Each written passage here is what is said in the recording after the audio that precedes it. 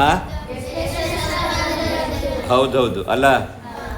ಈಗ ಯಕ್ಷಗಾನ ಒಂದು ಸರ್ವಾಂಗ ಸುಂದರ ವ್ಯಾಯಾಮ ಅಂತ ಮಾಡ್ಕೊಂಡಿದ್ದೇವಲ್ಲ ನಾವು, ಹೌದಾ? ತಡಿ, ನಡೀತಾ ಇದೆ ಅದಷ್ಟಕ್ಕೆ. ಸರ್ವಾಂಗ ಸುಂದರ ವ್ಯಾಯಾಮ ಅಂತ ಮಾಡಿದ್ದೇವೆ. ಅದು ಹ್ಯಾಂಗೆ ನಮ್ಮ ದೇಹಕ್ಕೆ ಯಾವ್ಯಾವ ರೀತಿಯ ಪುಷ್ಟಿ ಕೊಡ್ತದೆ, ಗಟ್ಟಿತನ ಕೊಡ್ತದೆ ಹೇಳೋದು ಸ್ವಲ್ಪ ಅರ್ಥ ಆಗಿದೆ ಅಲ್ಲ.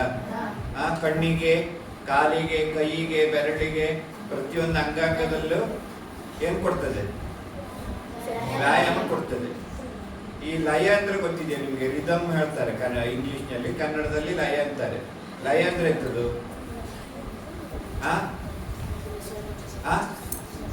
ಲಯ ಅಂದ್ರೆ ಎಂಥದ್ದು ಗೊತ್ತಿಲ್ಲ. ರಿದಮ್ ಅಂದ್ರೆ ಎಂಥದ್ದು ಗೊತ್ತಿದೆಯಾ ಇಂಗ್ಲಿಷ್ನಲ್ಲಿ? ಗೊತ್ತಿಲ್ಲ. ಈಗ ಎಲ್ಲರೂ ಹಿಂಗೆ ಹಿಡ್ಕೊಳ್ಳಿ, ಹಿಂಗೆ ಎದೆ ಹಿಡ್ಕೊಳ್ಳಿ, ಎಂತ ಆಗ್ತದೆ?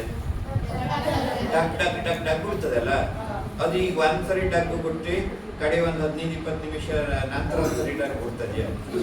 ಇಲ್ಲ, ಒಂದೇ ಇದ್ರೊಳಗೆ ಡಕ್ ಡಕ್ ಡಕ್ ಡಕ್ ಬಿಡ್ತದೆ.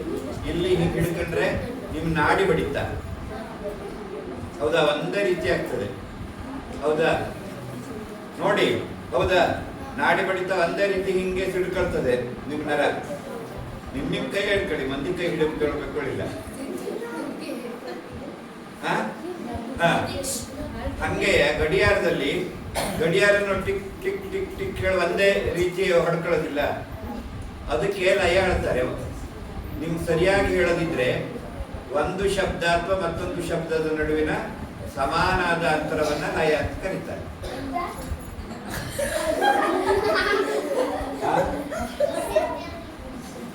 ಎಂತಂತೆ?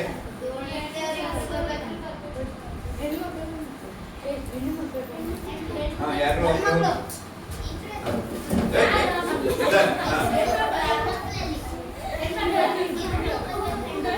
ಸಾಕು ಸಾಕು, ಇಬ್ರು ಸಾಕು ಸಾಕು, 2 ಜನ ಆದ್ರಲ್ಲ. ಲಯ ಅಂದ್ರೆ ಎಂತದ್ದು? ಸಾಕು ಸಾಕು. ಲಯ ಅಂದ್ರೆ ಎಂತದ್ದು? ಒಂದು ಶಬ್ದ ಮತ್ತು ಇನ್ನೊಂದು ಶಬ್ದದ ನಡುವಿನ ಸಮಾನಾದ ಅಂತರವನ್ನ ಲಯ ಅಂತ ಕರೀತಾರೆ. ಇಂಗ್ಲಿಷ್ನಲ್ಲಿ ರಿದಮ್, ಕನ್ನಡದಲ್ಲಿ ಲಯ. ಗೊತ್ತಾಯ್ತಾ? ಆ ಲಯದ ಪ್ರಕಾರ ನೀವು ನಡೆದ್ರೆ, ಓಡಿದ್ರೆ, ಹೆಜ್ಜೆ ಇಟ್ರೆ ಅದೇ ಒಂದು ಡಾನ್ಸ್, ನೃತ್ಯ ಅಂತ ಹೇಳ್ತಾರೆ. ಈಗ ನೃತ್ಯ, ನಾಟ್ಯ, ಅದಕ್ಕೆಲ್ಲ ಬೇರೆ ಬೇರೆ ಡೆಫಿನೇಷನ್ ಇದೆ. ಅದ್ರ ಕಡೆ ನೋಡುವ. ಯಾರು ಒಂದು 2 ಜನ ಹೆಣ್ಣು ಮಕ್ಕಳು, ಒಬ್ರು ಗಂಡು ಮಕ್ಕಳು ಬನ್ನಿ ನೋಡುವ ಇಲ್ಲಿ.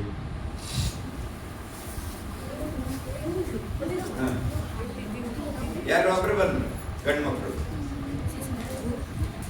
ಈಗ ಹೆಣ್ಣು ಮಕ್ಕಳಿಗಿಂತ ಗಂಡು ಮಕ್ಕಳಿಗೆ ನಾಚಿಕೆ ಜಾಸ್ತಿ.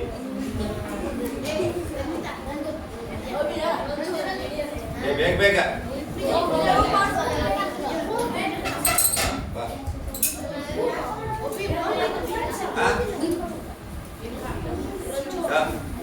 ಬರ ಬರ ಬರ. ಅವರು ನಂಗೆ ಹೇಳ್ಕೊಳ್ಳಿ. ಈಗ ನಾನು ಈಗ ಯಕ್ಷಗಾನ ಮಾಡಿದವರನ್ನೇ ನೀವು. ನೀವು ನಾನು 1, 2 ಎಂಟ್ರವರೆಗೆ ಹೆಜ್ಜೆ ಇಡ್ತೇನೆ, ಇಟ್ಟು ತೋರಿಸ್ತಾರ ಯಕ್ಷಗಾನದಲ್ಲಿ. 1, 2, 3, 4. 1, 2 ಸಾಕಾಗಿ ಹೆಜ್ಜೆ ಮಾತ್ರ. 1, 2, 3, 4, 5, 6, 7, 8. ಯಾರಿಗೆ ಕೊಟ್ಟಿದ್ರು ನಿಮಗೆ? ನರೇಂದ್ರಣ್ಣ ಪತ್ತಿಮಳ್ಳು ಅಲ್ಲ. ನಿಜವಾಗಿ ನಿಂತ್ಕೊಳ್ಳಿ. ಈಗ ಅವರು ಕಾಲಗಳು ಅಂತಿದೆ, ನಾನು ಅದರ ಬಗ್ಗೆ ಎಲ್ಲ ಹೆಚ್ಚು ಹೇಳೋದಿಲ್ಲ. 2ನೇ ಕಾಲದಲ್ಲಿ ಹೆಜ್ಜೆ ಇಟ್ಟಿದ್ದಾರೆ. ಆದ್ರೆ ಯಕ್ಷಗಾನಕ್ಕೆ ಒಂದು ಆಕಾರ ಅಂತಿದೆ. ನೀವು ಆಕಾರದಲ್ಲಿ ಹೆಜ್ಜೆ ಇಟ್ಟಿಲ್ಲ, ಹೌದಾ? ಹೀಗೆ ಹೀಗೆ ಮಾಡ್ಕೊಳ್ಳಿ. ಎಲ್ಲರೂ ನೋಡ್ತಾ ಇರಿ. ನೀವೇ ಕಲಿಬಹುದು ಯಕ್ಷಗಾನ, ಯಾರು ಇಲ್ಲಿದ್ರು. ಸೂತ್ರ ಅಂತ ಇಟ್ಕೊಂಡ್ರೆ ಮತ್ತು ವಿ ಶೇಪ್ ನಲ್ಲಿ, ವಿ ಶೇಪು, ಇಂಗ್ಲಿಷ್ ವಿ, 4 ಅಂಗ್ಲ ಟೀ ಮಾಡಿ. ಟೀ ಬಗ್ಗೆ ಈಗ ಮೊದಲು ತೊಡಲು ಹಾಕಿಕೊಳ್ಳಿ. 1 2 3 4 5 6 7 8 ಇಷ್ಟು ನೀವು ಮಾಡಿದ್ರೆ ಇಡೀ ಕಾಲಿಗೆ ಮತ್ತೆ ದೇಹಕ್ಕೆ ವ್ಯಾಯಾಮ ಆಗ್ತದೆ. ಒಂದ್ಸರಿ ಮಾಡಿದ್ರಲ್ಲ, ಸ್ವಲ್ಪ ಅಭ್ಯಾಸ ಮಾಡ್ಕೊಳ್ಬೇಕು. ಈಗ ಎರಡನೇ ಕಾಲದಲ್ಲಿ 1 2 ಬೇಡ 3 4 5 6 7 8 ಇದು ಎಷ್ಟನೇ ಕಾಲ? ಎರಡನೇ ಕಾಲ. ಇನ್ನು ನಾಲ್ಕನೇ ಕಾಲ, ಎಂಟನೇ ಕಾಲ ಇಲ್ಲಿದೆ. ಈಗ ಕೈ ಮಾಡ್ಲಿಕ್ಕೆ ಬರ್ತದೆಯಾ? ಕೈ ಹೀಗೆ ಎತ್ತರಕ್ಕೆ ಬೇಕು, ಹಾಗೆ ಹಂಗೆ ಹಿಂಗೆ ಇಟ್ಕೊಂಡು ಒಂದೊಂದು ಅಂಕಿಗೆ ಹೀಗೆ ತಿರ್ಸ್ಬೇಕು. ಇದು ಒಂದನೇ ಕಾಲ. 1 2 3 4 5 6 7 8 ಈ ತರ ಮಾಡಿದ್ರೆ ಯಾವ್ಯಾವುದಕ್ಕೆಲ್ಲ ವ್ಯಾಯಾಮ ಆಯ್ತು? ಕಾಲಿಗೆ, ಆಮೇಲೆ ಕಣ್ಣು ಸಹಿತ ಹೆಬ್ಬೆರಳು ಎಲ್ಲಿ ಯಾವ ಕಡೆ ಮೇಲಿದೆ ಅಲ್ಲಿ ಕಣ್ಣಿನ ದೃಷ್ಟಿ ಹೋಗ್ಬೇಕು. ಅದು ಈ ಒಂದೇ ಸರಿ ಹೇಳಿದ್ರೆ ನಿಮ್ಗೆ ಗೊತ್ತಾಗೋದಿಲ್ಲ. ಹಾಗೆ ಮತ್ತೆ ಏಕಾಗ್ರತೆ. ಏಕಾಗ್ರತೆ ಅಂದ್ರೆ ಎಂಥದ್ದು? ಏಕಾಗ್ರತೆ ಅಂದ್ರೆ ಎಂಥದ್ದು? ಹಾ ಅಂದ್ರೆ ಎಂಥದ್ದು?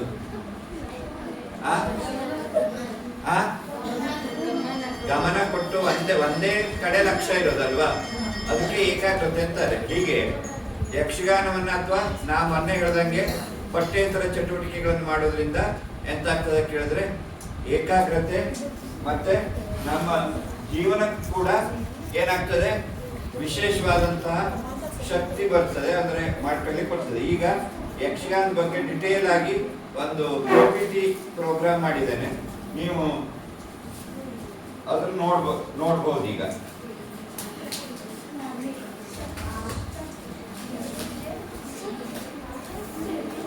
ಇದಕ್ಕೆ ಸಂಬಂಧಪಟ್ಟಂತ ಪ್ರಶ್ನೆ ಇದೆಯಾ?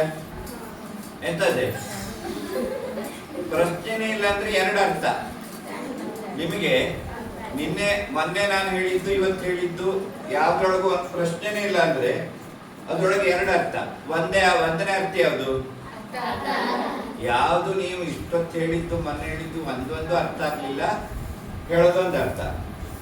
ಮತ್ತೊಂದು ಅರ್ಥ ಎಂತದ್ದು?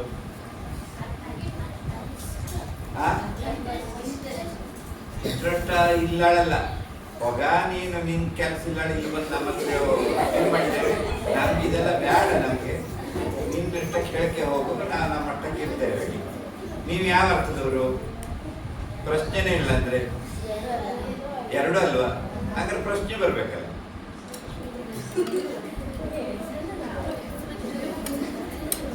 ಈಗ ಇದು ಒಂದು ಇದೆಂತದ್ದು? ಇದು ಲ್ಯಾಪ್ಟಾಪ್ ಬ್ಯಾಗ್.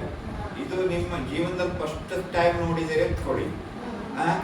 ಲ್ಯಾಪ್ಟಾಪು ನೋಡಿಲ್ಲ, ಬ್ಯಾಗು ನೋಡಿಲ್ಲ ಅಂದ್ಕೊಳ್ಳಿ.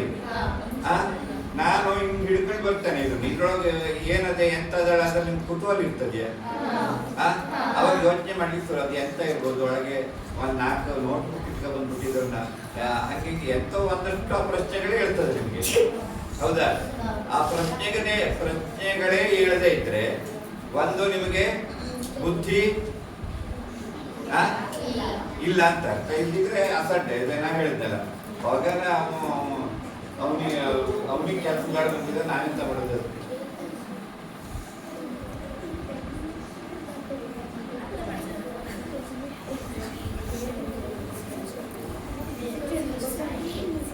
ಕಾಣಿಸ್ತದ್ಯಾ? ಕಾಣಿಸ್ತದ್ಯಾ? ಎಂತದೆ? ಹೌದಾ? ಈ ಯಕ್ಷಗಾನ ಫೋಟೋ ಕಾಣಿಸ್ತದೆಯಾ? ಇದ್ರೊಳಗೆ ಎಂತ ವಿಶೇಷತೆ? ನೀವು ಯಾವಾಗ್ಲೂ ನೋಡಿ ಯಕ್ಷಗಾನಕ್ಕೆ ಇದ್ರೊಳಗೆ ಎಂತ ವಿಶೇಷ? ಹೌದು, ಬೆಂಕಿ ಇದೆ ಯಕ್ಷಗಾನದಲ್ಲಿ, ಹೌದಾ? ಇದಕ್ಕೆ ಯಾವ ಯಕ್ಷಗಾನ ಹೇಳ್ತಾರೆ ಗೊತ್ತಿದೆಯಾ? ಈಗ ಮೊದಲು ಬಹಳ ವರ್ಷದ ಹಿಂದೆ, ಒಂದು 50-60 ವರ್ಷದ ಹಿಂದೆ ನಮ್ಮಲ್ಲಿ ಗ್ಯಾಸ್ ಲೈಟ್ ಕೇಳಿದ್ರು. ನೀವು ಕೇಳಲಿಲ್ಲ, ನೋಡ್ಲೂ ಇಲ್ಲ ಬಹುಶಃ. ಗ್ಯಾಸ್ ಲೈಟ್ ಅಂತ ಸೀಮೆಎಣ್ಣೆ ಹಾಕಿ ಹವಾ ಹಾಕಿ ಮ್ಯಾಟಲ್ ಕಟ್ಟಿ ಅದಕ್ಕೆ ಗ್ಯಾಸ್ ಲೈಟ್ನಲ್ಲಿ ನಮಗೆ ಬೆಳಕಾಗಿತ್ತು. ಅದು ಇಲ್ಲಿದ್ದ ಹಿಂದಿನ ಕಾಲದಲ್ಲಿ ಹಿಲಾಲು ಬೆಳಕಿನ ಯಕ್ಷಗಾನ ಅಂತ. ಹಿಲಾಲು ಬೆಳಕು ಅಂದ್ರೆ ಹತ್ತಿಕಾಳು ಕೇಳಿದ್ದೀರಾ? ನಿಮ್ಮಲ್ಲಿ ದನಗಿನ ಇದ್ರೆ ಕೆಲವು ಮನೇಲಿ ಹತ್ತಿಕಾಳು ತರ್ತಾರೆ. ಈಗ ಹತ್ತಿಕಾಳು ಚಾಪಡ ಅಂತ ತರ್ತಾರೆ. ಆ ಹತ್ತಿಕಾಳನ್ನ ಎಣ್ಣೆಲಿ ನೆನೆಸಿ ಗಂಟು ಕಟ್ಟಿ ಒಂದು ಬಾಂಡ್ಲೆಯಲ್ಲಿ ಹಾಕಿ ಅದಕ್ಕೆ ಬೆಂಕಿ ಹಾಕ್ತಾರೆ. ಅದು ಈಗ ಇದೆ ಹಿಲಾಲು ಬೆಳಕಿನ ಯಕ್ಷಗಾನ. ನಾವು ಇದನ್ನ ಒಂದು 4-5 ವರ್ಷದಿಂದ ನಾನೇ ಮಾಡಿಸಿದ್ದೆ ಕಡಬಾಳದಲ್ಲಿ. ಅದರದ್ದು ಫೋಟೋ ಇದೆ. ಹಿಲಾಲು ಕಡಬಾಳ ಅಂದ್ರೆ ಗೊತ್ತಿದೆಯಾ ನಿಮ್ಗೆ? ಅಜ್ಜಿ ಮನೆ ಗೊತ್ತದೆ. ಅಲ್ಲಿ ಮಾಡಿದ ಯಕ್ಷಗಾನ ಐತಿ, ಹಿಲಾಲು ಬೆಳಕಿನ ಯಕ್ಷಗಾನ ಅಂತ. ಇದು ಯಕ್ಷಗಾನದ ಒಂದು ಫೋಟೋ. ಎಲ್ಲ ಸರಿ ನೋಡ್ಕೊಳ್ರ. ಇದು ಯಕ್ಷಗಾನದ ಇತಿಹಾಸ. ಬನ್ನಿ ಈಗ ಒಂದು 2 ಬ್ಯಾಚ್ನಲ್ಲಿ ಬಂದು ಓದಿ ಇದನ್ನ. ಅಂದ್ರೆ ಇಲ್ಲಿಂದ ಕಾಣುದಿಲ್ಲ. ಒಂದು 5-5 ಜನ ಬರ್ರಿ, 4-4 ಜನ ಬನ್ನಿ ಬನ್ನಿ, ಅಥವಾ ಒಂದು ಅರ್ಧ ಜನ ಬನ್ನಿ. ಯಾರು ಒಬ್ಬರು ಗಟ್ಟಿ ಓದಿ, ನೀವು ಬನ್ನಿ ಒಂದು ಅರ್ಧ ಜನ ಕೇಳಿ. ಯಾರು ಓದ್ತೀರಿ? ಯಾರು ಒಬ್ರು ಓದಿ. ಎಲ್ಲ ಕೇಳ್ಕೊಳ್ಳಿ. ಒಂದು ಸ್ವಲ್ಪ ಜೈದು ಅಲ್ಲಿ ವಿಡಿಯೋ ಓದು.